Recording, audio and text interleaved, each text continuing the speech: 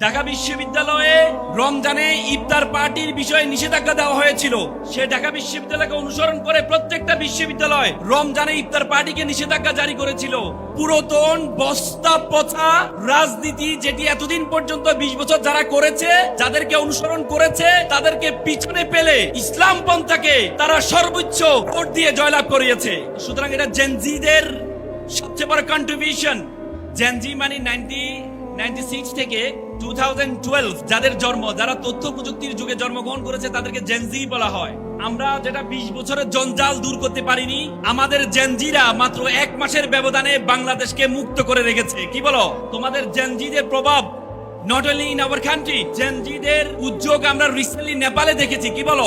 ইন্দোনেশিয়াতে দেখেছি, শ্রীলঙ্কায় দেখেছি, সর্বশেষ ঢাকা বিশ্ববিদ্যালয় দেখেছি। যে ঢাকা বিশ্ববিদ্যালয় সবসময় বলা হতো, ঢাকা বিশ্ববিদ্যালয়কে বলা হতো 2 বছর আগে তোমরা যে দেখেছো সোশ্যাল মিডিয়ায়, ঢাকা বিশ্ববিদ্যালয়ে ইসলামী স্টাডিজ এবং আরবিক ডিপার্টমেন্ট মল চত্বরে একটি কোরআনিক প্রোগ্রাম, কোরআন তেলাওয়াতের প্রোগ্রাম আয়োজন করেছিল রমজান মাসে। সেটি তাদেরকে করতে দেওয়া হয়নি। রমজানে ইফতার পার্টির বিষয়ে নিষেধাজ্ঞা দেওয়া হয়েছিল। সে ঢাকা বিশ্ববিদ্যালয়কে অনুসরণ করে প্রত্যেকটা বিশ্ববিদ্যালয় রমজানে ইফতার পার্টিকে নিষেধাজ্ঞা জারি করেছিল। সেই ঢাকা বিশ্ববিদ্যালয়ে পুরাতন বস্তা পচা রাজনীতি, যেটি এতদিন পর্যন্ত 20 বছর যারা করেছে, যাদেরকে অনুসরণ করেছে, তাদেরকে পিছনে ফেলে ইসলাম পন্থাকে তারা সর্বোচ্চ ভোট দিয়ে জয়লাভ করিয়েছে।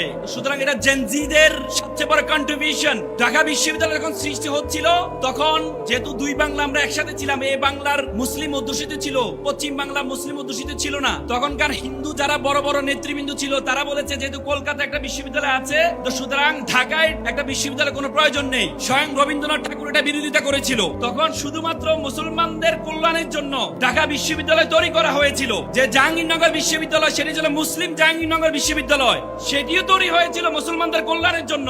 কিন্তু আমরা এত বছরে দেখেছি সেখানে ইসলামের কথা বলা যেত না। আমরা বিশ্ববিদ্যালয়ের ছাত্র ছিলাম, আমরা ইসলামের কথা বলতে পারতাম না, আমরা সরাসরি নামাজ পড়তে পারতাম না।